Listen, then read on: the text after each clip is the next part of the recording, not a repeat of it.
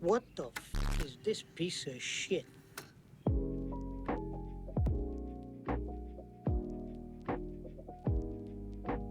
Welcome everyone to what is already the 4th episode of this All Tanks 0 to Keystone Hero challenge. If you've been following along since the beginning, you'll know that this is the first week where I've put my main focus on one tank, the Blood Death Knight, as opposed to all of them. From my own perspective, I can definitely say this felt more manageable, and the bigger leap in progress that I've made on the Blood Death Knight because of it makes me feel like I'm accomplishing more, if that makes sense. Now, I'm not going to ramble too much this time. In fact, let's dive straight in with a quick overview of the other tanks and their weekly key first. Starting with the Warrior.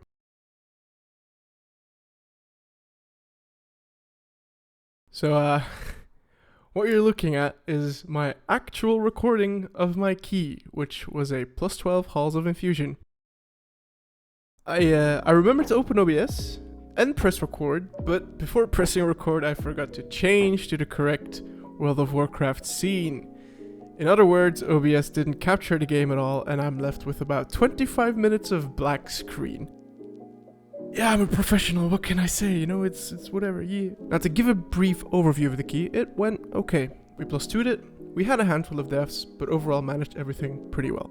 I completely and utterly forgot to press my new trinket as an extra defensive though. Simply put, I didn't remember I had an active trinket. But even though this was rather brief, the Warrior Weekly went well, we got some score, and definitely stay tuned for the weekly vault section for this guy. Now, we'll continue the scuff with my Paladin. Yeah, so I thought I did a key on this guy. However, let me explain. I did genuinely attempt my plus 15 Eltheris I got from my vault, but the first couple of pulls were already dodgy, and then we wiped to the first boss. Then someone left. Even though from a time remaining perspective we were probably still fine, provided we got our act together. Regardless though, formatting wasn't it, so the group disbanded. I was kind of bummed by this, so I decided to switch to my other tanks before coming back to the Paladin. However, I ended up just completely forgetting about it and only realized after opening an empty vault. So, yeah, not looking too good so far. The scuff is on an all-time high, holy moly. With all of that said, let's look at an actual key that I've done and recorded on one of my characters. Let's check out the monk.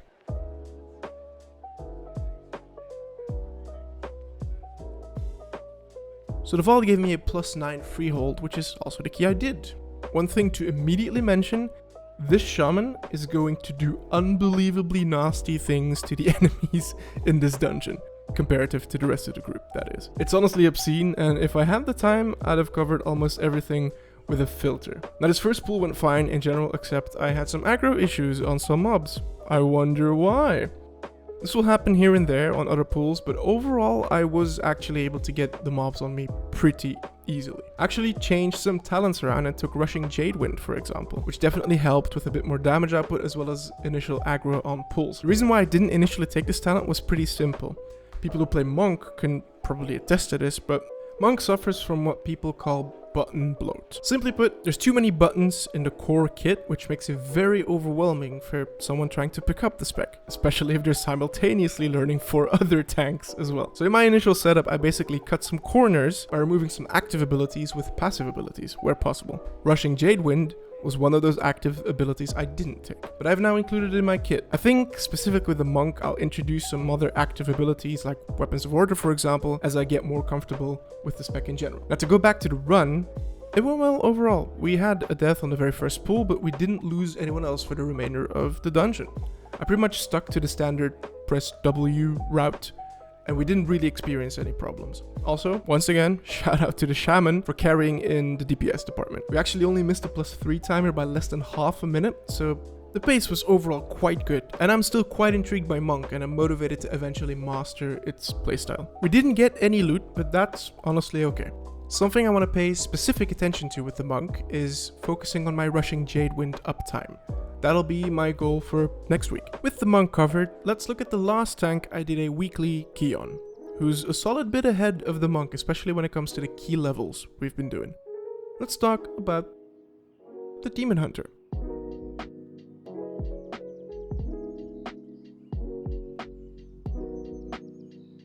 My DH got a plus 15 Eltharian's Lair from the vault, which is also the key I ended up doing. For this first pull, the Enhancement Shaman didn't give me time to get a pull together, so I opted for more of a chain pull in this first area. Good thing about this is the Demon Hunter's mobility. It's quite easy to move to the next pack once threat has actually been established. For the second part of this first area though, the Shaman wasn't spared this time when it comes to aggro issues. I probably should have established threat on the small mobs first before moving on to the Croc, but it gets kind of comical as well. The Shaman presses Reincarnation, which brings them back, but they spawn in a ground effect which instantly kills them again, so then they have to release. Then after this first pool is over and we jump down to the first boss, the Paladin's math didn't quite add up, so they jumped a bit too far and hit the ground instead of the water, which was kind of funny. Now the first boss goes fine overall, though I have noticed that getting aggro on the skitter ads on Demon Hunter feels a bit difficult, especially compared to Bear, which is my main, but honestly also compared to all of the other tanks in my experience. Obviously this might very well be because I'm not playing the spec to a solid standard yet, but that said, I don't have this issue on the other tanks. Regardless though, we get through this part without any issues. Now after the first boss is where some shenanigans starts happening. Instead of hugging the wall to skip these mobs, the lock throws out a Warlock gate, and it seems at first glance that the gate is positioned well enough for the group to skip the pack. But the Paladin gets in combat anyway, and I think he probably just walked too close to the mobs. It's hard to judge because I turned around a little bit too late to properly see what happened. Regardless, we're in combat, so we gotta deal with it. However, not even 10 seconds into combat, it seems like someone has been targeting the Pelter since it jumps back. This is annoying because there's another patrol and a drums nearby. I see this and I want to bring the breakers to the Pelter, hoping the group swiftly AoEs everything down, but sadly the Pelter was still being targeted and it jumps again. This time too close to the drummer, which then gets pulled by proximity by me. And then the Hunter and Nasher patrol into us. So yeah, it's a funny chain of events here. Now this ultimately doesn't matter too much, but the conventional pug routes do skip this, so we'll have to adjust for count later on. Ironically enough, constantly trying to not pull more, we ended up chain pulling, which is ultimately slower than if we'd have pulled everything together immediately. We moved onwards, and while clearing a second boss room, it seems the Warlock pets pulled the pack to the left, which suddenly makes this pull a whole lot more sketchy. All DPS players pretty much instantly go down, so it's just a low mana healer and myself left. I decide to stand my ground here to focus down the Shaper and then move on to the Pelters. I probably should have moved regardless and hoped the Paladin would kick to get them to stack properly. Regardless, we do get through this pull and don't reset, which is great. The second boss fight goes well, all the way till the end, where both the Shami and the Paladin go down. I think it's because of the hands, but honestly they both get 100 to 0, it's kind of hard to say. Luckily the boss is pretty much already dead, so we're vibing. From here on, we get to the last boss without any kind of issue. One death along the way, but nothing that actually impacted us. The last boss goes well, all the way till the end, where people are a bit too slow to get behind the rock. Shaman and Paladin die, and the Shaman once again reincarnates while the AoE is still going, so instantly goes down again. They get B-resed, and we time a key that was made significantly harder by all of us due to lots of silliness, but we did get there comfortably in the end. No loot, sadly. But with all of that said, time for the main event, the Blood Death Knight.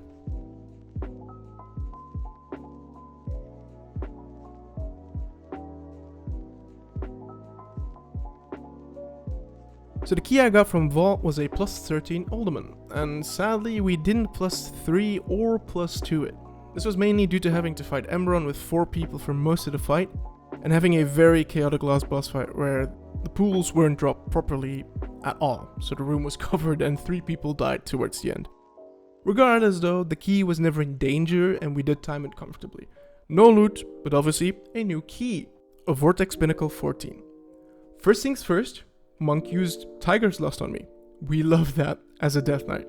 Also, I've moved away from instantly pulling the 2 extra Mistrals and decided to get aggro on the first 3 mobs first. Simply put, it's a given you won't get aggro in pugs otherwise. It makes an already unwieldy pull a bit slower, but also safer. We have our first death on the first boss, but that's nothing a battle res can't fix. Which, by the way, I personally believe every tank spec should get a battle res ability.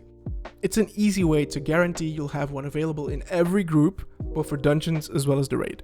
But that aside, we move on.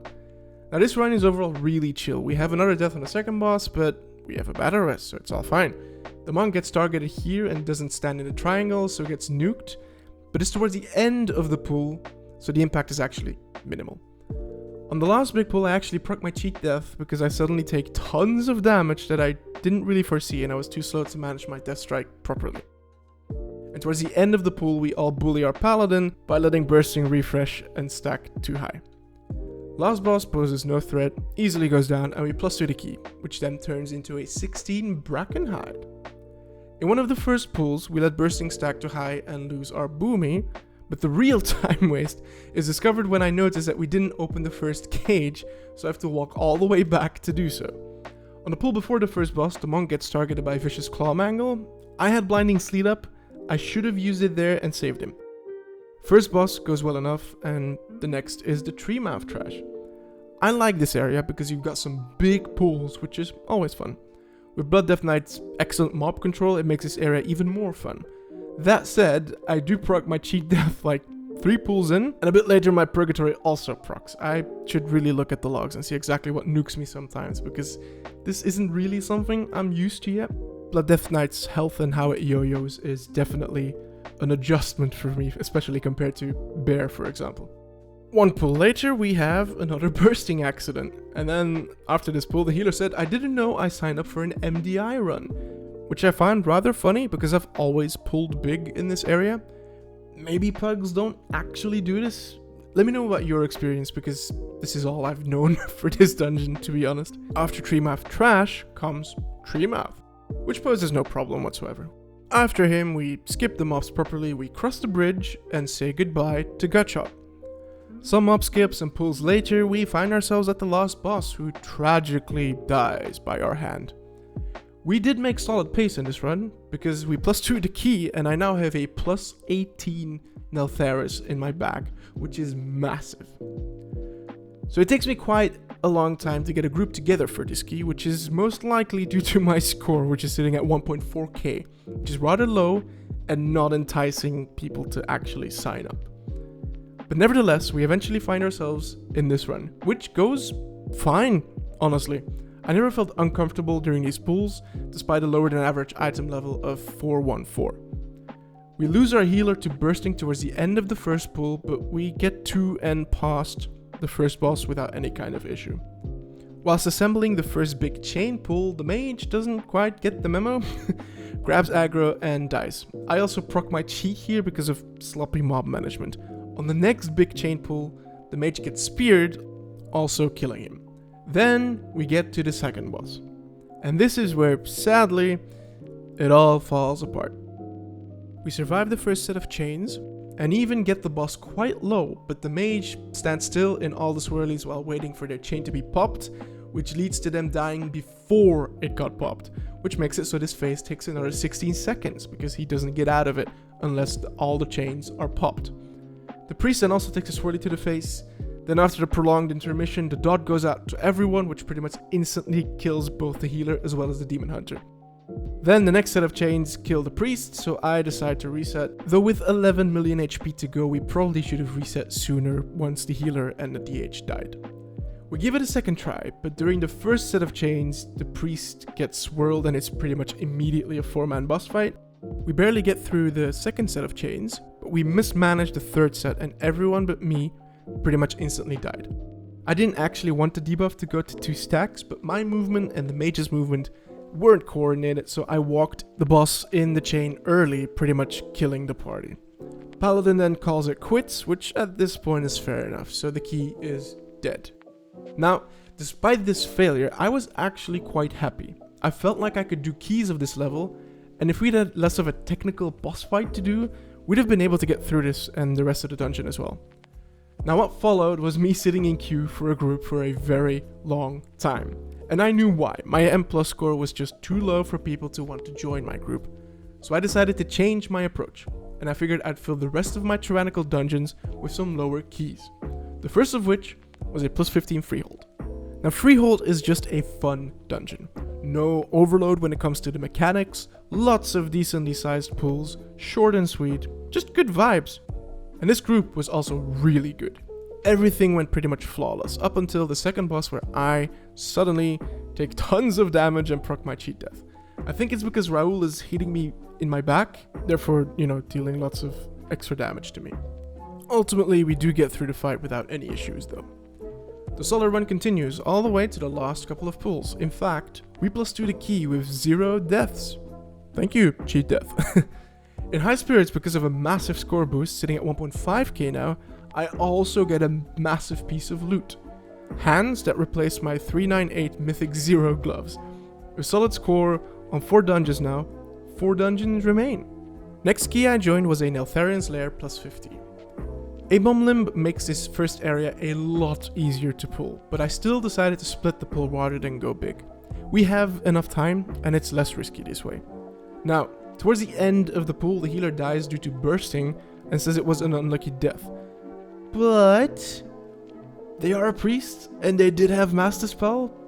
I was personally banking on the fact that they'd use it, and I can imagine the others in the party were too. Nevertheless though, small setback, no biggie. Earlier I said on my Demon Hunter this boss was rather bothersome with the ads. Well, on DK it's laughable honestly. Grip is just too strong. No butt pulls after the first boss, just vibes. Also, once again, grips are a godsend on the pelters. Second boss is not an issue either. The vibes train just marches on. Does a train march? Does it ride or drive? I don't know. Anyway, we move onwards. And while getting this pull together, I'm too stubborn to press a proper defensive and it costs me my cheat. I really have to learn to not be greedy. Third boss gets dealt with without issue though.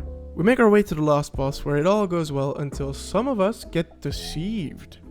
We thought we'd be able to squeeze in between these two rocks, but alas, it was bait. We lose our druid right before the boss dies. If we'd have been a bit cleaner and a bit faster, this would have been an easy +3. Now, after this key, I realized something. The Dream Surge Weekly actually guarantees you 1 piece of champion level gear. I'm still running around with green legs. So I quickly sorted it out. I'm now sitting pretty at 422 item level as well as 4 piece, so not too shabby. After this, it was Underrot time. I am so excited. I only have good experience with this dungeon. Anyway, the run does start in a solid manner. No ticks were pulled. No extra patrol was pulled. The first death is on the first boss, when one of the hunter decides to run straight at the frontal. And then right at the very end of the fight, the other hunter also gets frontaled. I can laugh all I want, but I do actually proc my cheat death on the next pull. Some mobs that I didn't want were added to the pool. I tried to overcompensate with my movement. I pressed my defensives too late. Poof goes the trinket. Right at the end of the pool, the mage also gets sniped off screen, it seems. And the hunter doesn't survive the bursting. That said, the rest of the Cragmaw trash goes without any kind of problems. In fact, Cragmaw himself also gets dealt with on the first try with no mistakes. Even the third boss is dealt with without any major mistakes. Sadly though, our epic streak of vibes ends when we get to this worm. No one stops the Dark Echoes cast. My kick only comes up right before the last tick of the AoE, but I respond too late, and we lose the mage as well as my cheat. We had a kick, a fear, a disorient, and a stun though, so it should have never gone through to begin with. We get through the last 2 pulls unscathed, and then enter the last boss room. What could have, maybe, still been a +2'd run was sadly just a +1 because we had some deaths on the last boss, mainly due to people just moving too late. They either didn't dodge the frontal or they stood in the swirlies for too long and died because of it. Nevertheless, we got there, and comfortably so, which brings us to just under 1.8k rating. I also get a trinket as loot, which, as I'm recording this, I realize I need to sim to see if it's better than what I currently have. Whoops. Next up is a Hall 16, which I only started recording right before the first boss because I forgot, but then I remembered, so we're improving, let's go. Now we lose the Shamir right at the end of the first boss fight, but all is well so far. In fact, we effortlessly push through past the second boss and onwards. The dragon packs don't pose a problem, so we arrive at probably the most difficult boss in Pugs, Khajiit. Overall we did fine. The shaman sadly got clipped once, and after getting B-rezzed, stood behind a broken ice block and died again at the end of the fight. Then, my favorite area in the dungeon. I tried to get the pool together, but the monk says brrr, gets aggro and takes an ice shard to the face. We do manage overall though. For the next pool, I have both A-Bomb Limb and Dancing Rune Weapon available, so no aggro issues here. Also, grip is just OP, it's insane. We deal with the mini-boss and start the last boss fight with about 4 minutes on the clock for a +2 time. Do we make it? No, no we don't. 10 seconds too slow, but nevertheless, a good run overall. This gets us past 1.9k score, and the other DK gives us a belt that they looted, which saves me from upgrading my current one a few times. And all of this leads us back to my own key, the +17 Neltharis. Let's go. The first few pulls go well. We get to the first boss unscathed. With 12% remaining, it charges into the closest wall. Shaman stood no chance. We get through the fight though, and move on. The first chain pull cost us the Shaman's life due to bursting. When trying to get the second chain pull together, aggro is an issue, and I proc my cheat death while trying to fix it. I proc my second cheat death while trying to add more mobs to the pool, foolishly. We lose the healer to a spear. Last pull before boss goes fine. Up next, the boss fight that previously wiped us in the +18. We get through the first set of chains. We lose our healer on the second set of chains, but we have 2 battle reses lined up, so we use one. The boss dies before we get a third set. We've done it. Onwards. The next 2 chain pulls go well. We climb the stairs. We make our way to the Forge Master's room without any issue.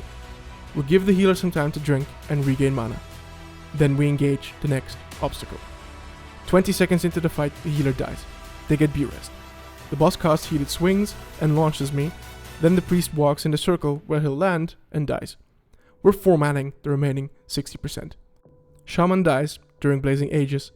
We're 3-manning the remaining 49%. The healer dies during the next Blazing Ages. We're 2-manning the remaining 29%. Miraculously, the Shadow Priest keeps themselves alive, and we are victorious. We move onwards. We snap the lava bearers, then we engage the first bird. So far, so good. Then the last double pull before the end boss. No problem. It's just the last boss between us and 2k rating. The healer dies during the first shield. They get B-res. Shaman dies during the second shield. No B-res nor reincarn. We get a third shield at 5% health. Everyone but me dies. I survive the phase, and 1.6 million HP stands in my way. Purgatory procs during the next shield phase, with the boss at 627k health. I fail to heal myself sufficiently. I die, but there's still time. After the run back, we have 2 minutes and 44 seconds left. We send Bloodlust. People are blasting, and we don't lose anyone during the first shield phase. 1 minute and 18 seconds remain on the clock when the second shield phase starts. Boss is at 25% HP. Because of an awful swirly pattern, I'm very late with using my charge weapon. Right before the shield breaks, the healer dies. With all DPS alive though, we burn through the last 25% of the boss's HP. Sarga dies, and we finish the run with 46 seconds remaining on the clock. Rating 2026.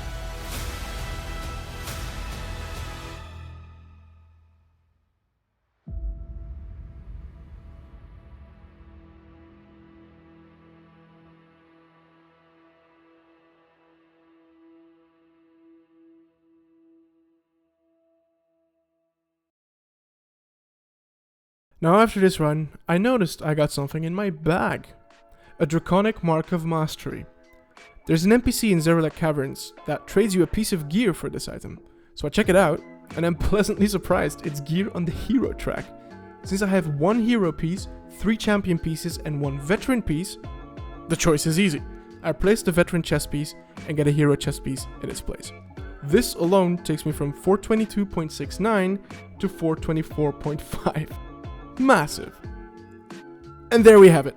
That's all I did on all of my characters for this week. You know what that means? It's vault time.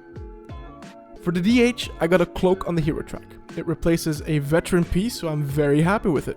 It also procced with avoidance, so we'll gladly take that. This brings my DH to 416 item level and 1224 score. The key I got is a 15 Neltharion's Lair. The Paladin didn't have a vault, as we saw in the intro. Yeah, he's sitting at 418 item level and 975 score. The Warrior got an axe on the hero track. A very solid item level upgrade for a weapon, so I definitely can't complain. I'll obviously keep holding on to my crafter weapon for when I have the resources to upgrade it, eventually. But for now, this will do nicely. This brings me to 418 item level and 728 score. The key I received is a 12 Vortex Pinnacle. The Monk got a neck piece on the hero track to replace one on the veteran track, which is a very nice upgrade. This brings the Monk to 412 item level and 545 score. The key I got is, once again, a +9 freehold. And then finally, the Blood Deathlight. I got a choice between a belt on the myth track, a ring on the hero track, or a necklace also on the hero track. Since both my rings as well as my necklace are crafted, I went for the belt, in the hopes of eventually being able to upgrade it all the way to 447. This brings the DK to 425.5 with a score of over 2000. The key received is a +17 Brackenhide Hollow. And there we have it, the progress of the entire week. I am super happy to get the DK plus 2k score, and depending on how the next week goes, we might, maybe, hit our goal with him already. Stay tuned for that. Aside from that, a small apology on my end. This episode came out a bit later than I would have wanted. I got kinda swamped with stuff to do and thus delayed the editing for this video. Nevertheless, I'm glad this video is done and uploaded though, and I'll strive to get the next episode in you guys' hands sooner than this one. With all of that said, thank you so much for watching, subscribe and like if you enjoyed, and stay tuned for next week. With that, I'm out. Cheers!